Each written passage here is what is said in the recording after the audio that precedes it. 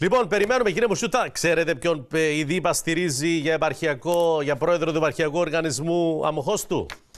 Ξέρετε? Γιατί κάποιοι άλλοι συνάδελφοι σας μπέρδεψαν τα μηνύματα τις προάλλες.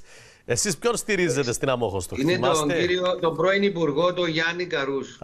Γιατί είναι εδώ ο κύριος Χτωρίδης. Δεν σας στηρίζουν, κύριε Χτωρίδη, οι του ΔΥΠΑ? Αρκετοί της ΔΥΠΑ με στηρίζουν. Αρκετοί της ΔΥΠΑ στηρίζουν, ναι. Μου έχουν εκφράσει την υποστήριξη. Ένα λεπτό θα έρθω κοντά σας, ναι. Μου έχουν εκφράσει την υποστήριξή τους, ανεξάρτητα από την απόφαση του κόμματος, που ήταν απλώς να ακολουθήσει το δημοκρατικό συναγερμό. Αλλά η επίσημη ΔΥΠΑ στηρίζει Καρούσο. Ναι. Το ότι δεν σας ακούνε όλοι οι υποστηρικτές της ΔΥΠΑ. Δεν πάνε όλοι με τον Καρούσο, λέει ο κύριος Χτωρίδης. Δεν αμφιβάλλω και δεν είναι μόνο στην Αμόχωστο που συμβαίνει. Ναι. Ο κάθε ψηφοφόρος είναι ελεύθερο να ψηφίσει αυτό που κρίνει. Το κόμμα έχει κάνει τις επιλογές του, τις συζητήσεις του, αλλά ο κόσμος από εκεί και πέρα είναι ελεύθερος να κρίνει ό,τι ο ίδιος πιστεύει ότι είναι καλύτερο και να ψηφίσει.